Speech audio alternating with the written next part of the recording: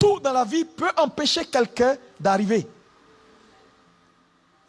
Et le problème avec l'église, c'est que les gens, souvent, ne prennent pas conscience que Dieu a fait tout pour un but.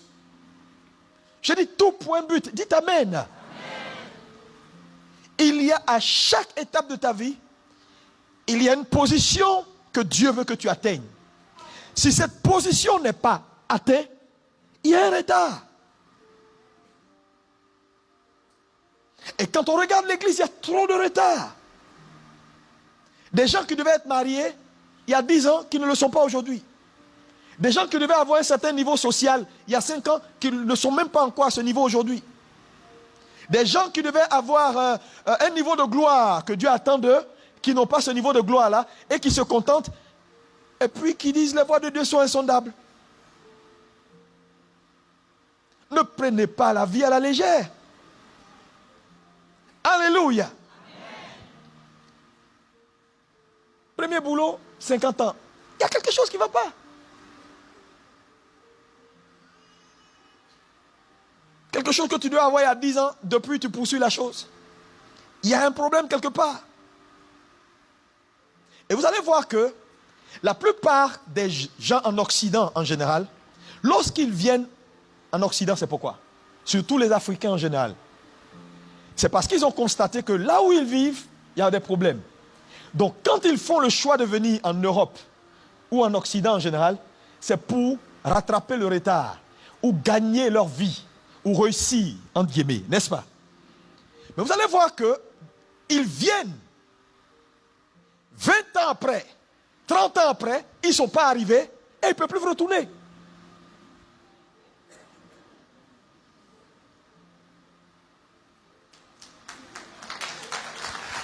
Et le problème, c'est quoi?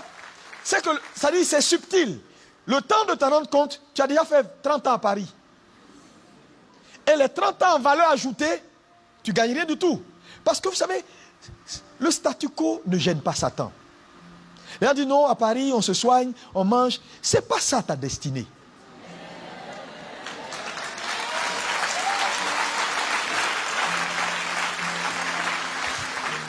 Parce que les gars, tant que quoi? Tant qu'il est dans des petits boulots, tu vois, il est ici, il lave des assiettes dans un restaurant, il fait ça un peu ici, il fait ça un peu là, un peu là, un peu là, un peu là. Le problème, c'est que tu n'arrives jamais.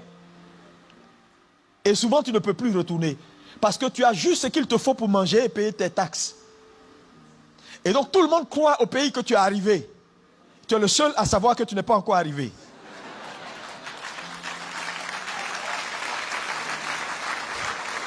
Et ça peut te prendre toute ta vie. Le retard. Et tu as 40 ans, 45 ans, le temps passe. Tu avais toujours projeté, quand je vais aller en Occident, en 2 ans, j'achète ma maison à Abidjan ou j'achète ma maison à Brazzaville. Mais depuis 10 ans, tu es toujours dans, j'achète ma maison à Abidjan, j'achète ma maison à Brazzaville.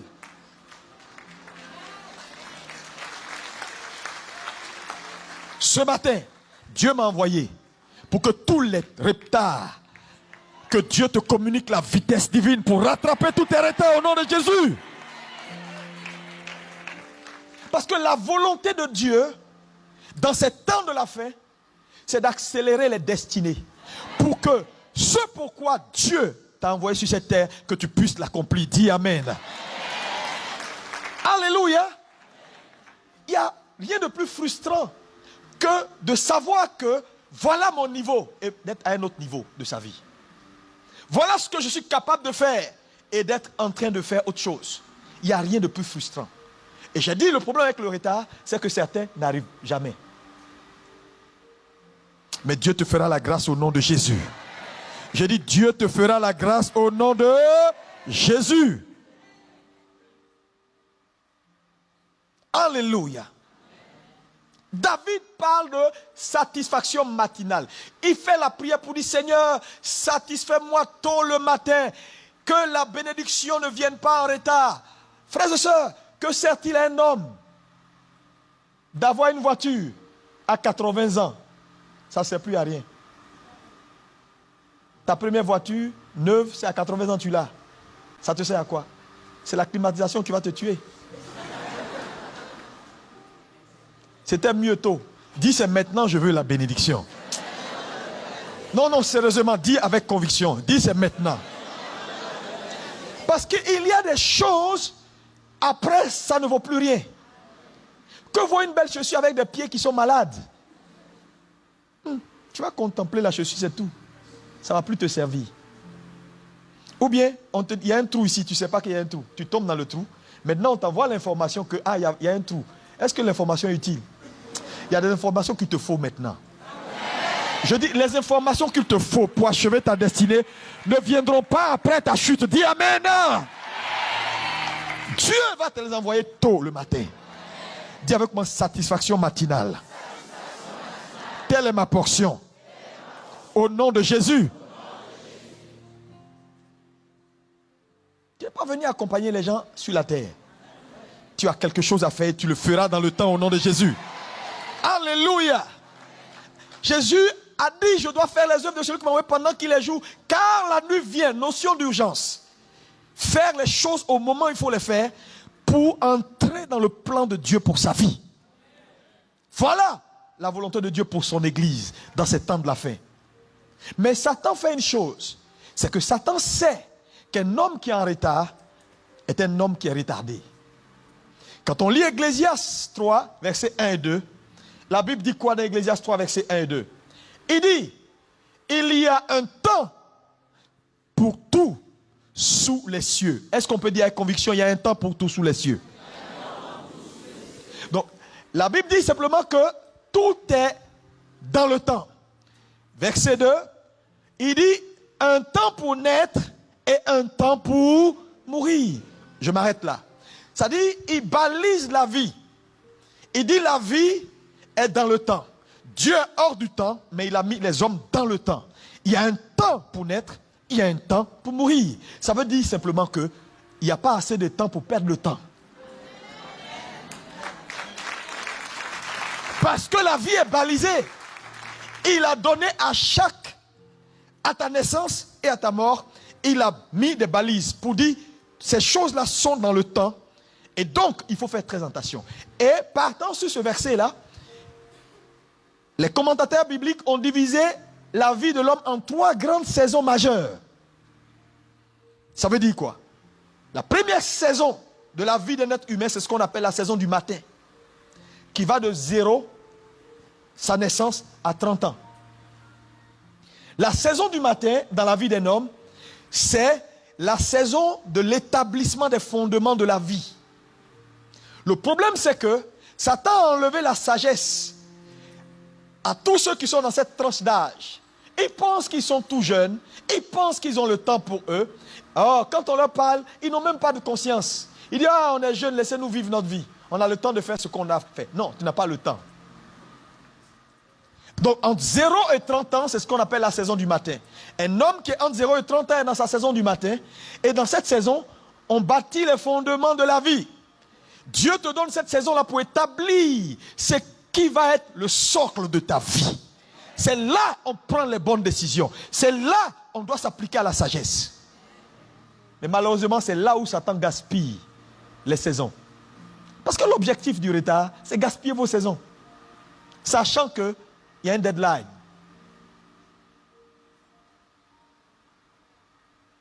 Alléluia. Passant les 30 ans de ta vie, tu entres dans la saison du midi. La saison du midi est une saison très importante dans le sens où c'est dans cette saison qu'on passe à la finition de ce qu'on a établi dans la saison du matin. Donc, la saison du midi, c'est la saison de la finition et de l'accomplissement de la vie. C'est-à-dire, en 30 ans et 60 ans, un homme s'accomplit. Il finit et il est accompli. Ce n'est pas dans la saison du midi qu'on commence à bâtir les fondements. Parce que si tu n'as pas pu le faire dans la saison du matin, que tu commences cela dans la saison du midi, c'est quelque chose qui prend la place de quelque chose d'autre que tu devais faire. Parce que chaque saison a ses attentes et a ses caractéristiques. Voilà pourquoi Satan gaspille les saisons, sachant que plus les hommes manquent de sagesse, plus le temps est gaspillé Et là où il doit bâtir, il s'amuse. Et là maintenant où il doit se reposer, il est obligé de commencer à bâtir. Donc vous allez voir qu'il y a des gens qui prennent conscience à 35 ans, 40 ans. Et donc là maintenant ils veulent commencer à bâtir les fondements de leur vie. Ils sont déjà dans la saison du midi. Et la plupart d'entre vous ici, vous êtes dans la saison du midi. Pour certains. Certains, tu approches la saison du soir. C'est la saison où on finit ce qu'on a bâti dans la saison du matin et on va à l'accomplissement. Dites Amen. Normalement, une jeune sœur, je vous dis la vérité, tu es une jeune sœur, marie-toi avant la saison, avant la fin de la saison du matin.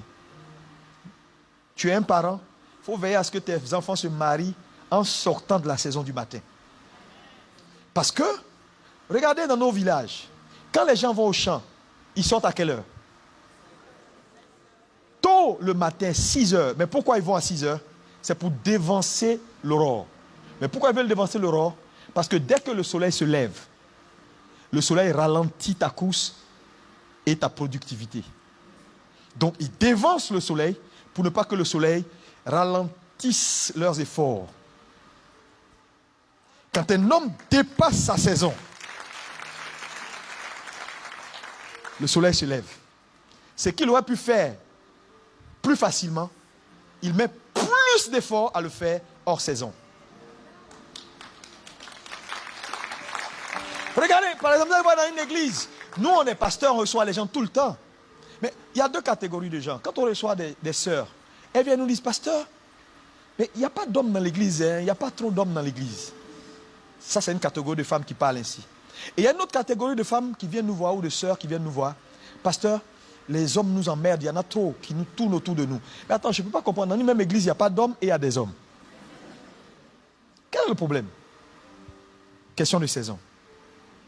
Les sœurs qui trouvent qu'il n'y a pas assez d'hommes sont les sœurs qui ont passé la saison.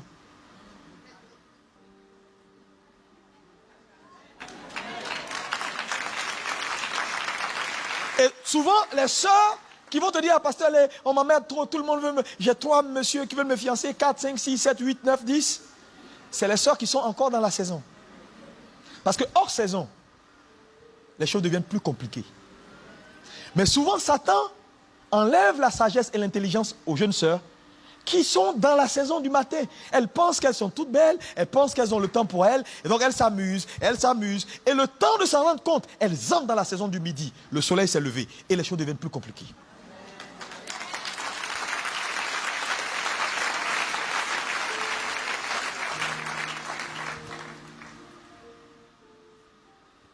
Ça ne veut pas dire qu'il n'y a pas de possibilité de rachat du temps. C'est possible. Mais ça, c'est un autre type d'enseignement. Comment racheter le temps lorsqu'on est hors saison?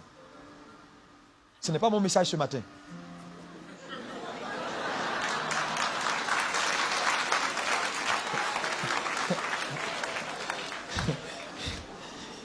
Parce que Dieu est bon pour tout le monde. Dis Amen. Alléluia. Donc, lorsque Dieu te met dans une saison, il faut avoir de l'intelligence pour maximiser.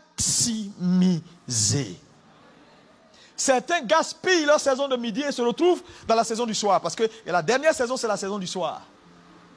Et dans la saison du soir, c'est la saison du repos et de la manifestation. C'est dans cette saison-là où on se repose, où on manifeste la gloire de Dieu. Ce que Dieu nous a créé pour être là, on est ça. C'est dans cette saison. Ce n'est pas dans la saison du soir qu'on commence à bâtir. Malheureusement, certains entrent dans leur saison du soir. Là où ils doivent se reposer, c'est là où ils commencent à prendre conscience et à bâtir leur vie. Trop tard. Ce n'est pas à 60 ans que tu seras en train de payer l'école de tes enfants. Quand on a 60 ans, c'est les enfants qui s'occupent de nous. Ce n'est pas nous qui nous occupons des enfants. C'est pourquoi je disais tout à l'heure, un homme de 80 ans qui a son premier fils à 7 ans, il y a eu un retard quelque part. À quel moment son fils va s'occuper de lui?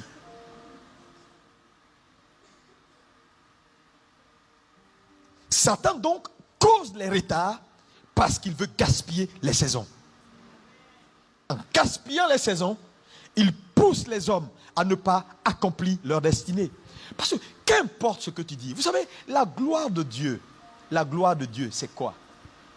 Un homme manifeste la gloire de Dieu quand il est, à un instant T donné, en train de faire ce que Dieu l'a destiné à faire et en train d'être ce que Dieu l'a destiné à être.